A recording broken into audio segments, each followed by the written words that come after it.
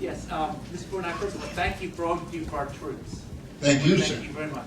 Also, I'd like to ask you about, you mentioned the book about Robert Mitchum. Why do you think he never received the Academy Award for all the great roles he did? Well, at one time they claimed, that he'd been put in jail for 6 months because of the fact that he smoked marijuana. His son called me up one day before he passed away. And he said, listen, he said, they've got an extra Oscar that they give out, as a, what is it when they call them? Lifetime. Yeah, for lifetime achievement. And he said, my dad never won one. He said, gee, wouldn't it be nice, to give him something before he passes away? Would you help? And I said, certainly I'd help. So I sent a long letter to the society, whatever it is that they call themselves, and I said, here's a man that has given so much, so many times, and so many beautiful pictures, and we've enjoyed every one of them, and please, couldn't you possibly give him a lifetime achievement? Never got an answer. They gave it to some French guy over there in France, and no, they didn't have the time for that. And to this day, I'm sorry to say that they've never received an honorable mention or anything else like that. But Bob Mitchum, I had the pleasure of working with that man, the sweetest individual that you ever saw in your life. He was a wonderful man, and no sooner finished a scene and he'd be telling jokes and kept you alive all the time. It was just wonderful. You don't find people like that anymore. Yes? Thank you. The title of your book. Yell it out because I have a hard of hearing. The title of your book, Ernie. That's my name also. I'm Italian-American also. How in the world did you get a name like Ernie? I have a story about my name, Ernie, which is my nickname, but how did you get the title and your name? Why do you ask such embarrassing questions? My story is embarrassing too. You know what they say in Spanish? They call them tocayo. Tocayo means we have the same name. But let me tell you something. When I was born, my mother was on a kick of Russian, not Russian, what am I talking about? Grecian people, and everything else. And she was reading about Hermes, the winged god, Mercury to us. And so, she said, when the doctor delivered me, she said, what's the name? She said, Aramis. Naturally, being Italian, Aramis. So he put down E-R-M-E-S. Thank you very much. My father, because I said to him, hey, boy, first boy and everything else, he was on a 7-day drunk and said, hey, we're going to name him after a famous British general called Ephraim. So my middle name was Ephraim. And then came Borgnine, Ermes Ephraim Borgnine. And one day I was getting a divorce.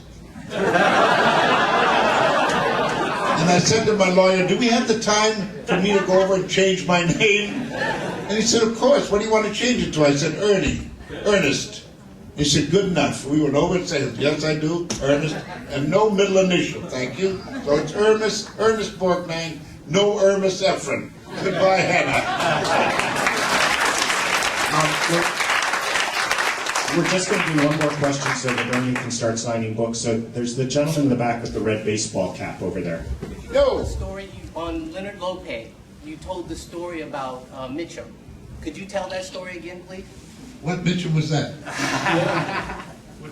This is a different story than about the Academy Award. Yeah, this is when you were smoking, well not you, but he was smoking the marijuana cigarette going up to drive in the middle. That was Steve McQueen. Steve McQueen. I was Nice, talking nice. about that. All right. You told the story on Leonard Lopez about, I guess it was Robert Mitchum smoking marijuana? Steve McQueen. Okay, he made a mistake. Steve McQueen is what the question is about. Oh, Steve McQueen. Steve McQueen, yeah, he got mixed up on the names. That's okay. So, story about We were Steve doing a McQueen. picture called Convoy one time. What's his name, that directed, Sam Peckinpah was directing. And we did Convoy. And I'm playing the sheriff. And one day, and comes a car and everything else, and my stand-in and I were just playing cards all day long for 35 straight days. That's all. I taught him how to play gin. He was beating me, thank you. And so this car pulled in with a big rush and everything else, and out steps the man.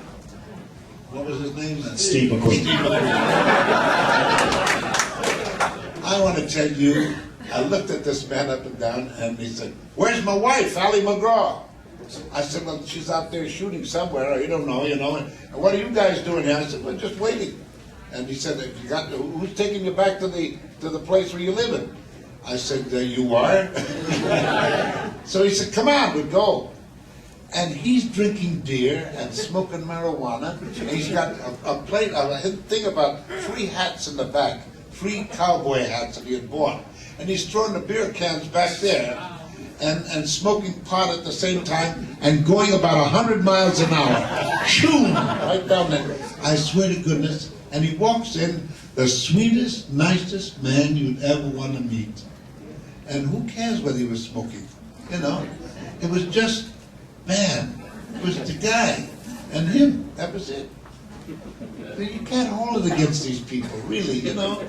If they don't hurt anybody, and if they're minding their own business, hey, what's wrong? I don't approve of the smoking, but what the hell?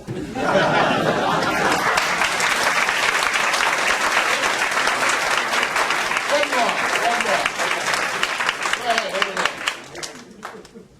Go ahead, you. In the Wild Bunch, you had a scene where your character falls between two cars on the train, and the Mexican kid saves you. And I don't know how the hell you did that without getting killed, because you can see it wasn't a stuntman. That was you, wasn't it? That was me. Oh my God. That was me. We were going about 25 miles an hour, and I don't know how the hell I ever did it, but thanks to Jaime Sanchez, he pulled me up on the thing. But I want to tell you, that was scary. I also did a thing on a train where we had to run. I'll never forget Bob Aldrich.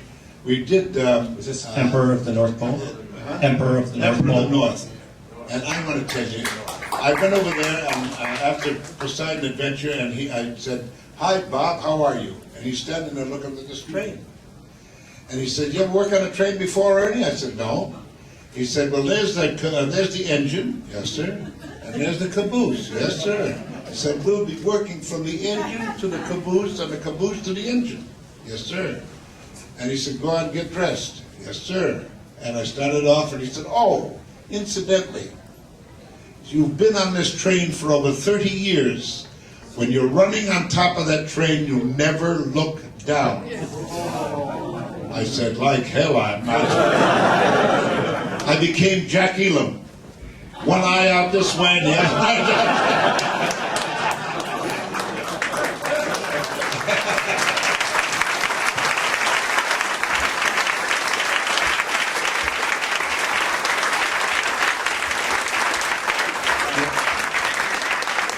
This has been great. Thank you so much. This has been terrific, and I know people now. It's been a pleasure. Thank you. Thanks. And I know people I online. never work in any of your plays.